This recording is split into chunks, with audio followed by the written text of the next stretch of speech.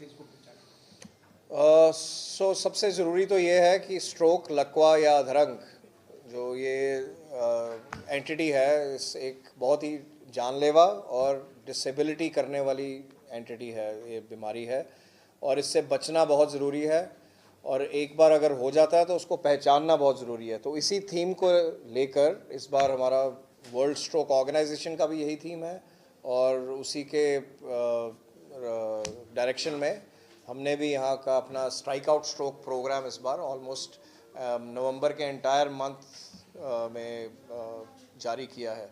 तो इस प्रोग्राम के तहत हम जगह जगह पे लोगों तक पहुँचे हैं। सबसे ज़रूरी था स्कूल के बच्चों तक हमने ये इन्फॉर्मेशन और ये एजुकेशन जाने का प्रयास किया है। उसमें सबसे ज़रूरी ना केवल हमारे विलेजेस जो हैं चंडीगढ़ के आसपास, जिनके धनास और दद्दू माजरा के स्कूल्स में हमने कुछ एक्टिविटीज़ की हैं। 9 जो हमारा नर्सिंग इंस्टीट्यूट है उनकी कोलैबोरेशन के साथ, तो उनकी टीम वहाँ इन स्कूलों में गई, वहाँ पर नुक्कड़ नाटक किए, उनके सवालों के जवाब दिए, उनको जागरूक किया गया कि स्ट्रोक क्या है। उसके अलावा एक बहुत मेजर प्रोग्राम चंडीगढ़ की स्कूल्स, चंडीगढ़ यूटी के स्कूल्स हैं, कुछ स्कूल लगभग 9 से 10 स्कूल हमारे साथ वर्चुअली कनेक्ट हुए। उसमें हमारे साथ the DSC mister HPS Brar भी थे शामिल, और साथ ही वर्ल्ड स्ट्रोक ऑर्गेनाइजेशन के president professor Jayaraj Pandian, Indian stroke association के प्रेसिडेंट डॉक्टर विजया भी हमारे साथ शामिल थे। और उसमें हमने स्कूल के बच्चों को ये अगेन एजुकेट किया कि ना केवल स्ट्रोक को पहचाना कैसे जाए, जो कि फास्ट के माध्यम से, जो कि हमने बहुत बार बताया भी हुआ है पब्लिक को। फास्ट का मतलब है, F का मतलब फेस, अगर मुंह का टेढ़ापन हो रहा है, A का मतलब आर्म्स, बाजू कमज़ोर हो रही है, S स्पीच, अगर आवाज़ में कोई कमज़ोरी आ रही है तो टाइम बिल्कुल बर्बाद नहीं करना है, इमीडिएटली आपको हॉस्पिटल पहुंचना चाहिए जहां स्ट्रोक का इलाज हो रहा है। तो उसके माध्यम से हमने स्कूलों को ये एजुकेट किया और उसके अलावा उनको ये भी एजुकेट किया कि बचना कैसे है, प्रिवेंशन। क्यों प्रिवेंशन आपको मालूम है, इस prevention is better than cure, कि जो चीज़ जिसका हमारे पास इलाज नहीं है या जिसको हम रोक नहीं सकते हैं, उसको प्रिवेंट कर सकते हैं और उसका इलाज बेटर होगा अगर उसको प्रिवेंट करें।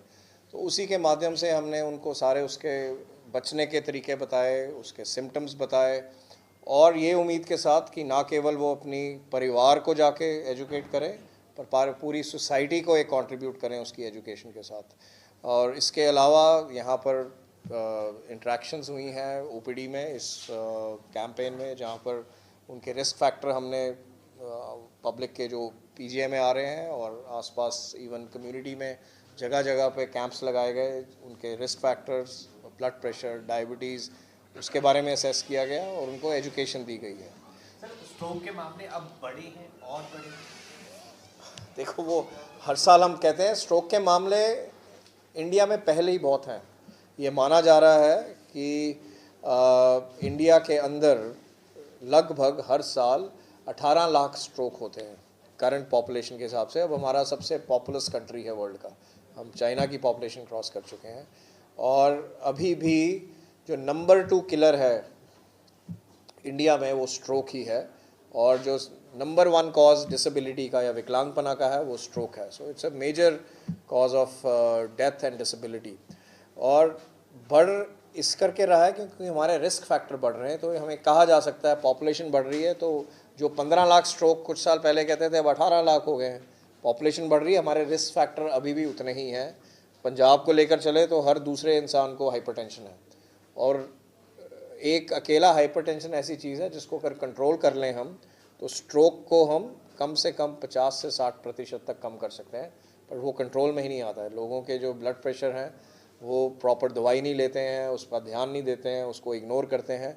सो एक जो मेन मैसेज भी आज देना चाहेंगे कि उसके रिस्क फैक्टर्स स्ट्रोक के जो हैं उसको कंट्रोल करें, लोग उसको सीरियसली लें, क्योंकि ये एक ऐसी बीमारी है जो एक बार हो जाए ना केवल आपका परिवार इफ़ेक्ट होता है, पूरी सोसाइटी इफ़ेक्ट होती है उसकी डिसेबिलिटी की वजह से। तो अपना ब्लड प्रेशर कंट्रोल करें, रिस्क फैक्टर्स बाकी हैं जैसे डायबिटीज़ को कंट्रोल करें, कोलेस्ट्रॉल कंट्रोल करें, हार्ट डिजीज़ की ट्रीट करें, और सबसे ज़रूरी एक्सरसाइज रोज़ करें, अच्छा खाना खाएं। इन चीज़ों से बचा जा सकता है। स्मोकिंग बिल्कुल ना करें, सबसे बड़ा एक जो मॉडिफाइबल रिस्क फैक्टर है स्मोकिंग, अल्कोहल की मात्रा कम से कम लें। तो ये सारे रिस्क फैक्टर अगर प्रॉपर इन पे ध्यान दिया जाए तो काफ़ी हद तक हम स्ट्रोक को प्रिवेंट कर सकते हैं। सर पीजीआई की तरफ से एक हेल्पलाइन नंबर चलाई जाती थी स्ट्रोक को लेकर, उस पर कैसा रिस्पॉन्स रहता है और वो क्विकली वो जो हमारी हेल्पलाइन है पिछले ऑलमोस्ट 24-25 सालों से परसिस्टेंटली कंटिन्यूसली सस्टेन की जा रही है। एक दिन ऐसा नहीं आता है जो बंद होती है, और वो हमारे स्ट्रोक नर्सेज एक बहुत बढ़िया काम कर रहे हैं। 24 घंटे एक कोई ना कोई उसको आंसर करता है। तो अब जो पता आ रहा है रिसेंटली कि हमारी कॉल्स काफ़ी मात्रा में बढ़ गई हैं, और अब रेलेवेंट कॉल्स आती हैं, जैसे कि पेशेंट्स इनको सिम्टम्स होते हैं वो एक्चुअली अब पूछते हैं उस फ़ोन कॉल पे कि ये सिम्टम्स स्ट्रोक के तो नहीं है। इससे हमें ये पता लग रहा है कि स्ट्रोक के बारे में काफ़ी हद तक लोग जागरूक हो गए हैं, उनको पता लग रहा है। बट हमें यहाँ रुकना नहीं है, हमें और आगे बढ़ना है।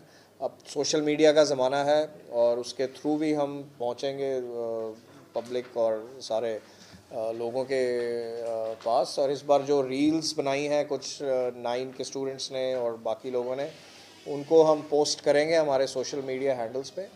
सर इसमें टाइम बहुत कीमती होता है और लोगों से आप क्या अपील करना चाहिए, क्योंकि अभी भी लोग काफ़ी नुस्खे अपनाते हैं अफीम वगैरह। बिल्कुल तो बिल्कुल बिल्कुल ना अपनाएं। तो जैसे फास्ट के स्लोगन से टाइम हमें बिल्कुल नहीं बर्बाद करना है। जैसे ही हमें पता लगे कि स्ट्रोक के सिम्टम आ रहे हैं, इमीडिएटली हॉस्पिटल पहुंचना है। हम आमतौर पे तो कहते हैं 3 से 4.5 घंटे हैं हमारे पास, पर ये नहीं कि अगर हो गया और अभी आधे घंटे में हो गया तो 3 घंटे तक वेट करना है, बिल्कुल नहीं। इमीडिएटली आपने हॉस्पिटल पहुंचना है, और ख़ासकर ऐसा हॉस्पिटल जहां स्ट्रोक का इलाज हो रहा है, और वो वैसे हॉस्पिटल यूजुअली जिनके वहाँ सीटी स्कैन लगा हो, उन्हीं हॉस्पिटल्स में होता है।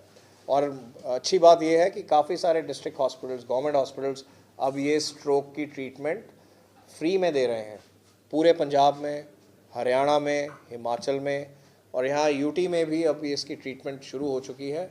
हमारी बड़ी स्ट्रॉन्ग कोलैबोरेशन है सेक्टर 16 के साथ। सेक्टर 32 में भी ट्रीटमेंट अवेलेबल है, और उसको हम स्ट्रेंथन भी कर रहे हैं। आने वाले दिनों में हमारा एक हब एंड स्पोक मॉडल चल रहा है, जहाँ से ट्रांसफ़र 16 से PGI, sector 16 to PGI facilitate किया जाएगा। और बेटर पहले भी था वो, अब उसको और अगले लेवल पर लिया जाएगा, लेकर जाया जाएगा।